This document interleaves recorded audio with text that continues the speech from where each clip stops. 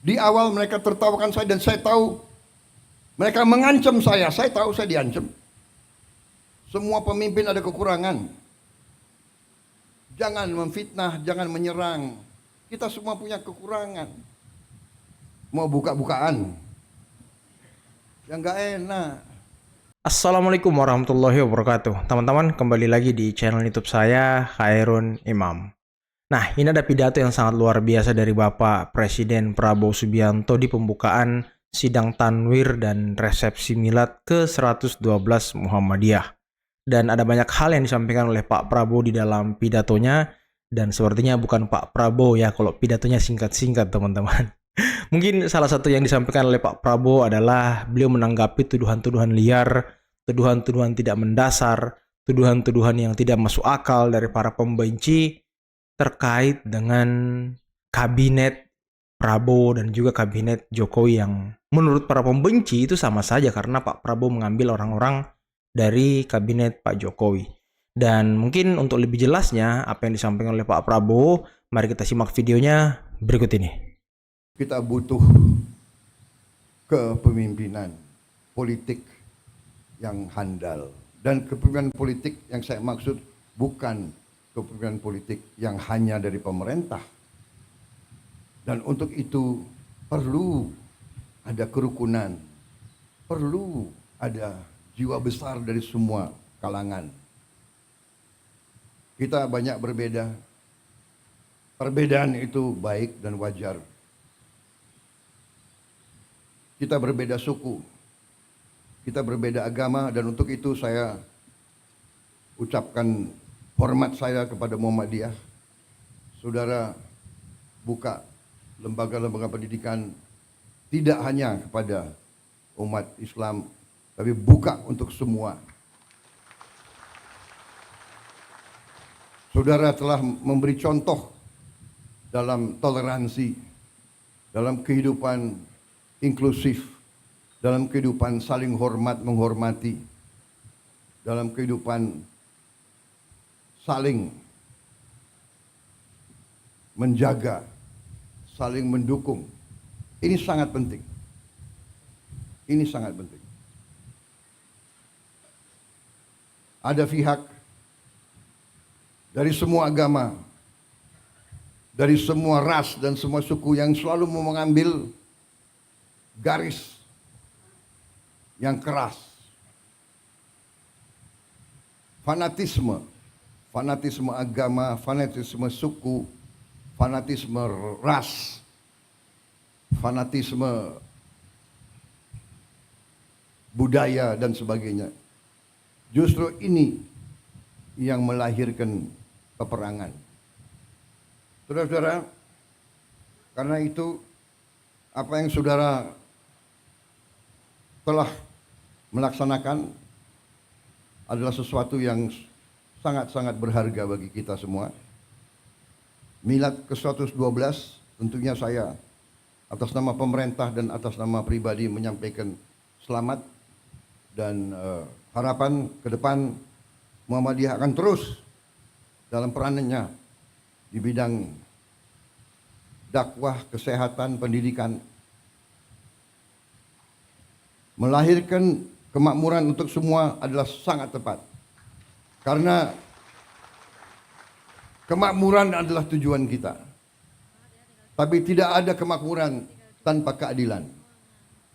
Saudara sekalian, saya terkesan suatu pemerintahan, suatu imperium, suatu peradaban Muslim yang cukup lama, hampir 600 tahun lebih, mendekati lebih mungkin 700 tahun, yaitu peradaban Osmaniyah yang berpusat di Turki, di Istanbul. Itu salah satu adik kuasa pada saatnya yang sangat berhasil. Ciri khasnya adalah dia memimpin suatu kekaisaran imperium yang multi etnis, yang toleran kepada semua agama, semua suku, ratusan suku yang berbeda-beda. Dan di situ ada sesuatu yang menarik bagi saya. Untuk memimpin ratusan tahun dan memimpin imperiumnya begitu luas, dia memiliki suatu akademi. Akademi gubernur. Akademi gubernur itu sebetulnya inti pelajarannya yang saya tarik itu satu paragraf yang bagi saya menarik. Dia ajarkan ke semua calon gubernur. Jadi bupati-bupati yang disiapkan jadi gubernur masuk ke akademi ini, dan pelajarannya sangat banyak tentunya, tapi ada satu yang sangat sederhana. Diajarkan di situ, tidak ada negara tanpa tentara yang kuat.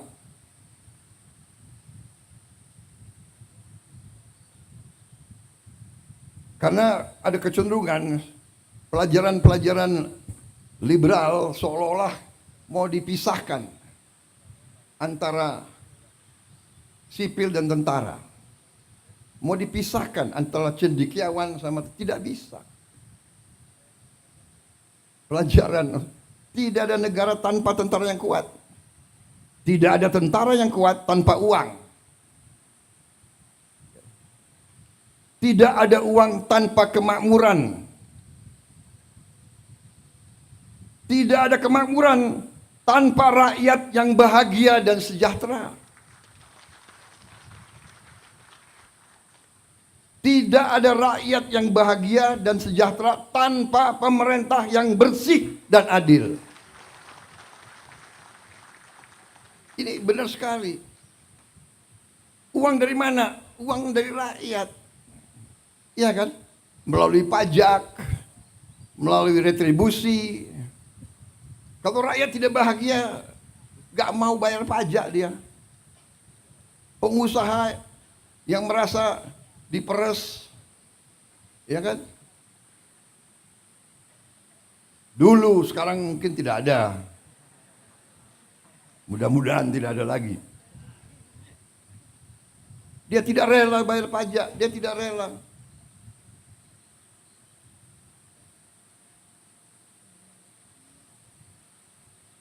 Jadi artinya dari pelajaran itu, kenapa tentara, dan ini tentunya dalam tentara berarti tentara, polisi, pemerintah ini harus kuat dan baik. Tapi tidak mungkin kalau uangnya tidak cukup. Uang tidak cukup, ya dia bisa bertindak. Kita diajarkan oleh senior-senior kita. Tentara yang tidak disiplin sangat berbahaya. Gerombolan. Tentara yang tidak setia kepada tuannya berbahaya. Siapa tuannya tentara? Tuannya tentara rakyat. Rakyat yang membayar tentara. Sepatunya, kaos kakinya, bajunya, semua dari rakyat. Kalau rakyat itu tidak bahagia, tidak sejahtera, dan mereka tidak mungkin bahagia dan sejahtera kalau pemerintah itu tidak bersih dan tidak adil. Ini pelajaran saya kira, bukan kita nyontek, kita perlu belajar dari yang baik, yang berhasil. Dan setiap peradaban tentunya ada pasang, ada puncak, ada surut. Surut. Kenapa? Karena dihajar di mana-mana. Dan kalau kita jujur, di ujungnya memang pemerintahan mereka pun juga terjadi korupsi dan sebagainya.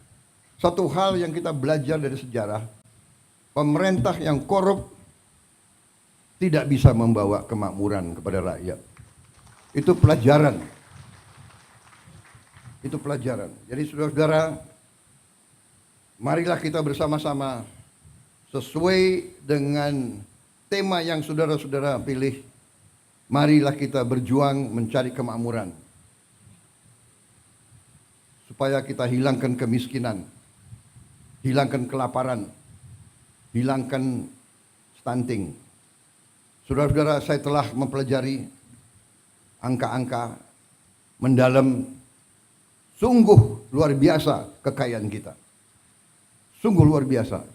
Tapi kita koreksi diri, kita banyak yang terus terang saja kurang piawe, kurang handal untuk menjaga kekayaan kita. Karena itu saya bertekad untuk mencapai pemerintah yang bersih.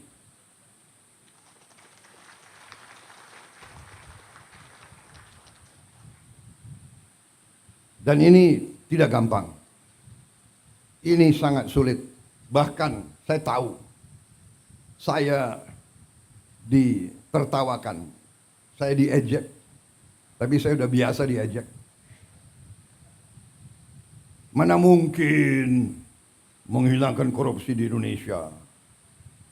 Mana mungkin menghilangkan kemiskinan? Mana mungkin menghilangkan kelaparan? Apa? Mau kasih makan bergizi. Hahaha, ketawa.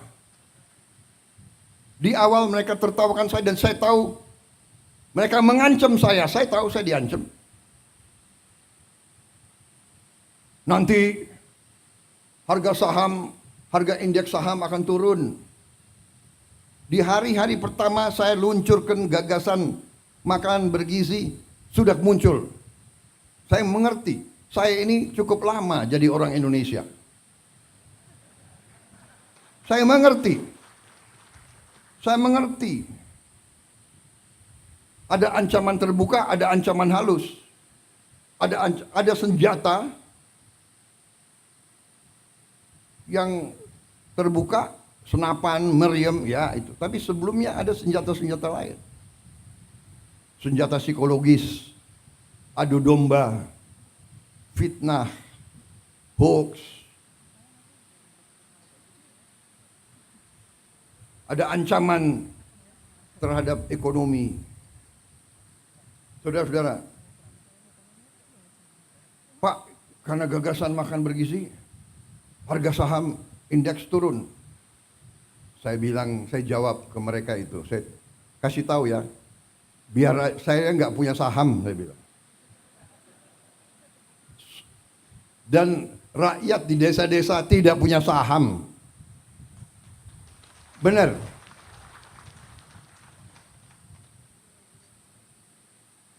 Kalau saham jatuh, iya, pemain-pemain bursa itu.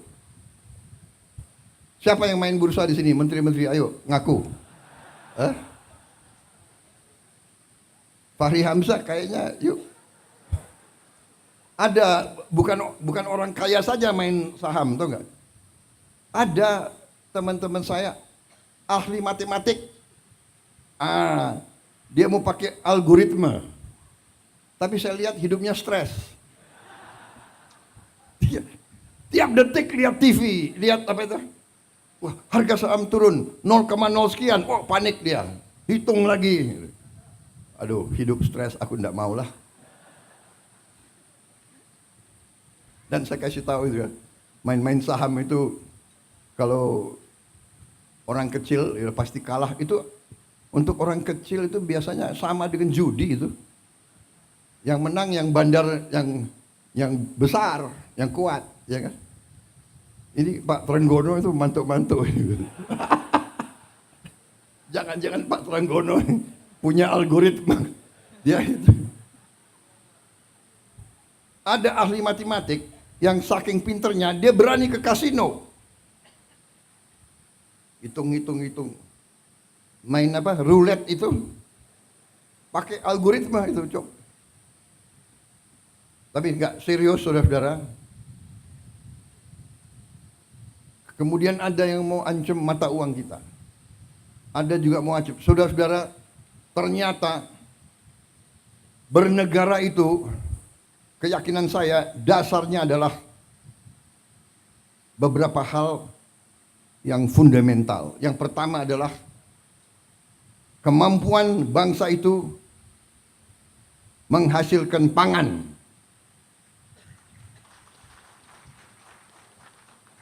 Karena itu kita hormati apa yang dilakukan oleh pemerintah sebelum saya. Semua pemerintah sebelum kita. Dari Presiden Soekarno selanjutnya punya jasa sampai kita berada di sini. Yuk kita hormati pemerintah Pak Jokowi. Saya bukan membela orang, terus terang aja. Untuk apa sekarang saya, apa itu istilah tentara, ngolor, menjilat, ya kan? Bukan saya bela-bela Pak Jokowi karena person, tidak. Saya mau katakan apa adanya.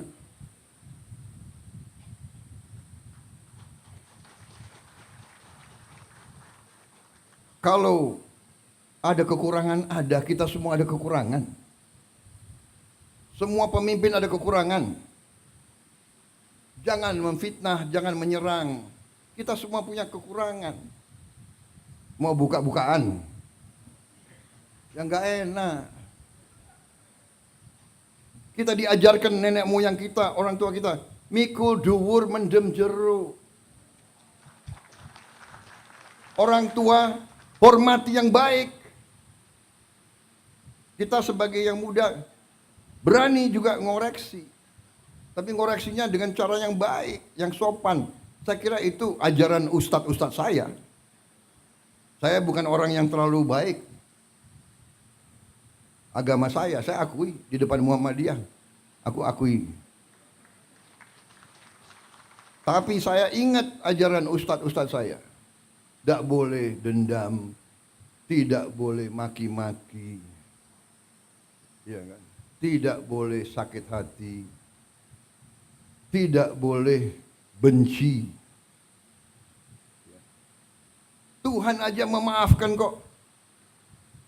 Manusia meneruskan permusuhan. Saya ini dikalahkan oleh Pak Jokowi. Dan menteri-menteri saya banyak yang ikut mengalahkan saya. Benar ya? Ayo ngaku tuh, ngaku. Siapa bendaharanya Pak Jokowi? Itu Trenggono itu. Ayo ngaku ini.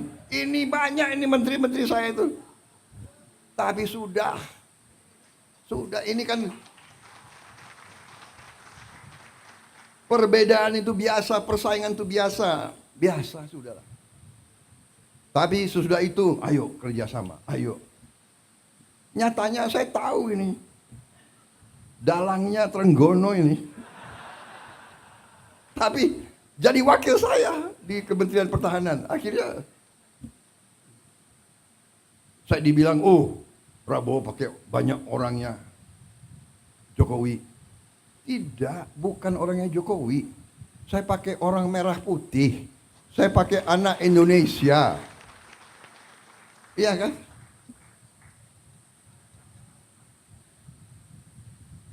Saya ada juga yang Menko Polkam saya juga kan bukan orang Gerindra.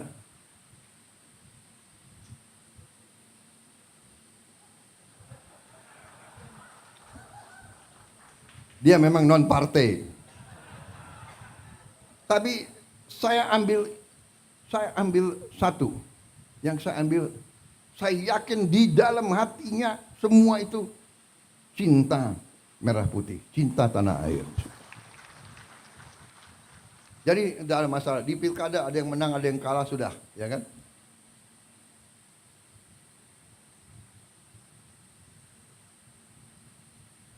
PKS dukung Anies, nggak ada masalah. Gerindra wakilnya PKS di Sumatera Barat, iya kan?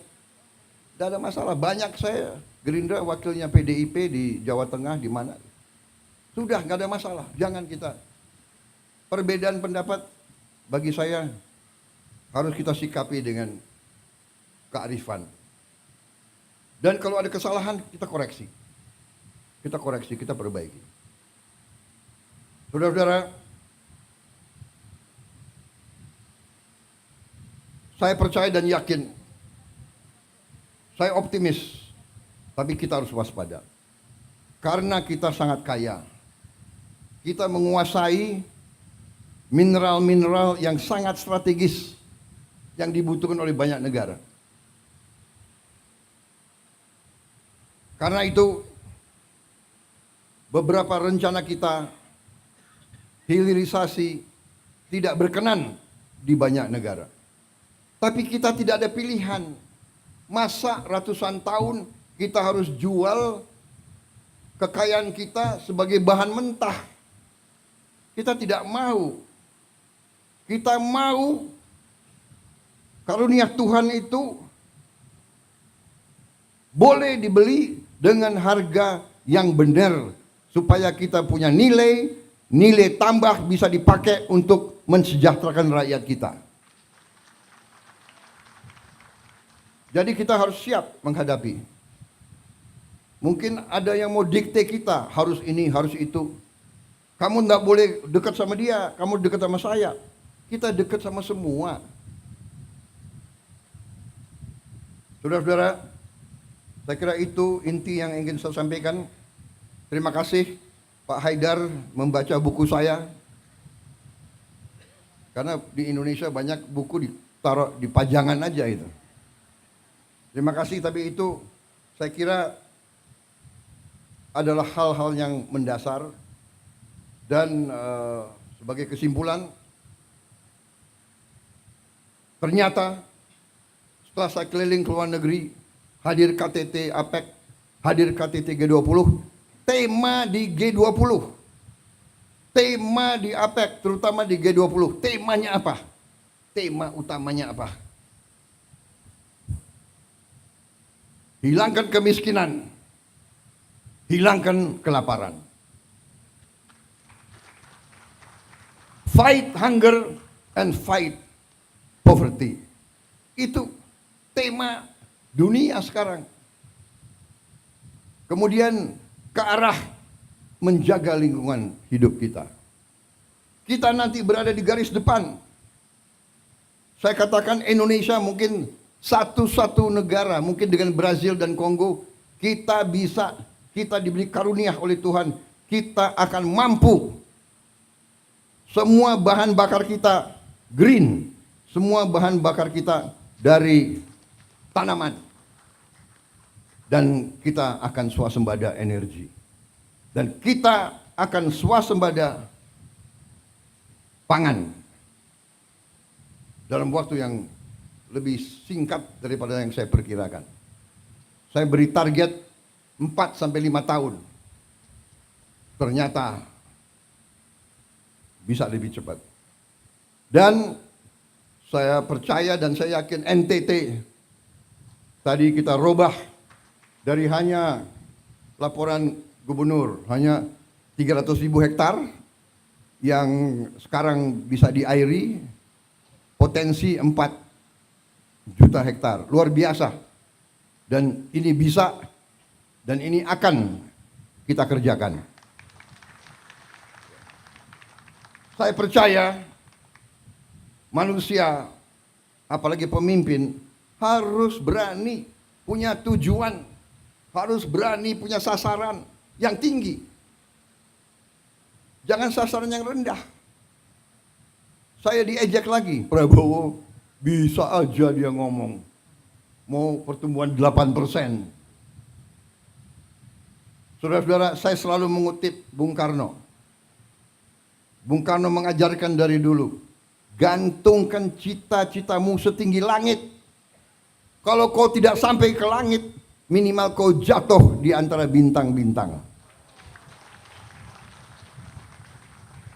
Kalau pengalaman saya di tentara juga begitu. Kalau kita kasih target yang rendah, cukuplah, tidak usah repot-repot, ya kan? Target saya kasih target, kalau sekarang 5%, 5,5%, ya sudah 6% sajalah. Jangan-jangan nggak sampai 6% gitu. Tapi saya hitung angka-angka, saya percaya, saya yakin kita mampu sampai 8%. Kebocoran-kebocoran kita, kalau kita hemat, kalau pemerintah itu ketat, bersih, efisien, saya yakin bisa. Tapi ini butuh jiwa besar. Saudara-saudara, jiwa besar. Gubernur, bupati, semuanya harus bekerja. Wali kota. Sudahlah. Acara-acara yang tidak penting kurangi. Ya kan? Seminar, terlalu banyak rapat. Kenapa rapat atau ini harus di hotel, di mana gitu? Saudara-saudara, hitungan kita perjalanan luar negeri saja itu, Indonesia ini perjalanan luar negeri pejabat-pejabat $3 miliar. Saya minta dikurangi 50% saja. Kalau bisa dikurangi 50%, artinya kita bisa menghemat 15T. 15T itu berapa bendungan, berapa irigasi, berapa SD bisa kita perbaiki, berapa anak sekolah bisa kita kasih makan. Tolonglah ya para menteri, puasa dulu. Puasanya 5 tahun. Kalau 5 tahun kita hemat $1,5 miliar dari perjalanan saja. Saudara-saudara, tapi bayangkan itu, apa yang kita bisa. Saya tapi sudah perintahkan Menteri Keuangan, Wakil Menteri Keuangan, teliti.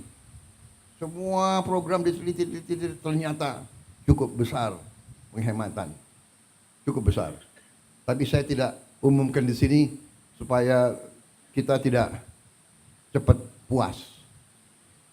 Jadi saya mohon juga para gubernur terpilih, bupati terpilih, ya, ketat, efisien, kurangi yang bersifat tidak kritis, kritis untuk kepentingan rakyat, kritis kepentingan langsung. Nggak usah terlalu banyak seminar, kita sudah tahu kesulitan rakyat, iya kan? Sudah tahu, Bapak. Masalah Indonesia ini adalah ini sudah tahu. Kita ini tidak punya satu datanya banyak, saya tahu. Banyak peraturan undang-undang bertabrakan, saya tahu. Solusinya bagaimana? Ya. Menteri Perumahan Rakyat, di sini diwakili wakil menteri, ya kan? Rakyat miskin, rakyat muda yang masih muda butuh rumah yang terjangkau. Gak usah diseminarkan berapa jumlah rumah, tipe berapa. Dia butuh segera. Kalau sudah berdiri minimal 3 juta rumah, Fahri Hamzah boleh senyum-senyum. Sekarang jangan senyum dulu kau.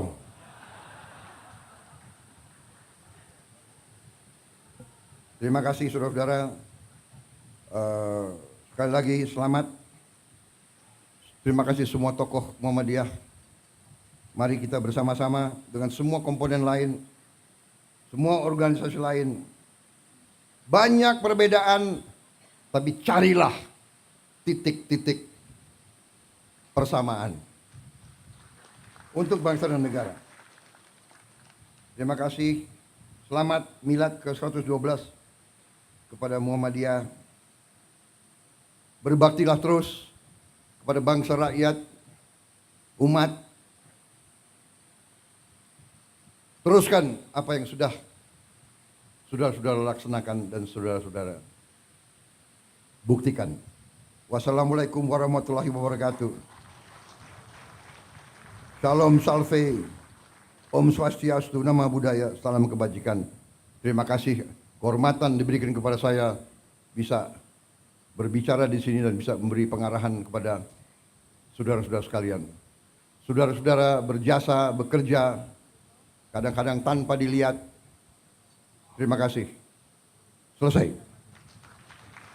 Nah, itulah tadi teman-teman pidato yang sangat luar biasa dari Bapak Presiden Prabowo Subianto di acara pembukaan sidang tanwir dan resepsi milad ke-112 Muhammadiyah. Dan menarik tadi respon dari Pak Prabowo terkait dengan tuduhan para pembenci kepada Pak Prabowo yang mengambil beberapa orang atau hampir setengahnya lah atau setengah lebih sedikit kabinet dari Pak Jokowi masuk ke kabinet merah putih Pak Prabowo. Dan Pak Prabowo memang sangat negarawan. Responnya sangat luar biasa dan tidak nyelekit, tidak menyinggung, sangat keras sama sekali. Dan tadi Pak Prabowo juga sempat membahas terkait dengan permainan saham. Dan saya kaget teman-teman, Pak Prabowo tidak main saham juga rupanya. Waduh, ini sangat luar biasa ya. Karena Pak Prabowo tahu cara mainnya saham itu seperti apa. Tapi saya nggak tahu apakah itu benar tidaknya. Mungkin teman-teman yang pemain saham bisa komen di bawah ya. Tapi masuk akal juga yang disampaikan Pak Prabowo. Dan ada beberapa hal yang disampaikan tadi terkait dengan nasionalisme dan juga Indonesia ke depan seperti apa. Ya, kita doakan semoga Pak Prabowo selalu sehat, semoga beliau dan Mas Gibran selalu bisa bekerja untuk rakyat, selalu bisa mendengarkan aspirasi rakyat, dan selalu bisa memperjuangkan dan membantu masyarakat kecil. Oke teman-teman, mungkin cukup sekian dulu video kali ini. Jangan lupa like, subscribe, dan share videonya. Akhir kata, billahi taufiq wal hidayah. Wassalamualaikum warahmatullahi wabarakatuh. Bye-bye.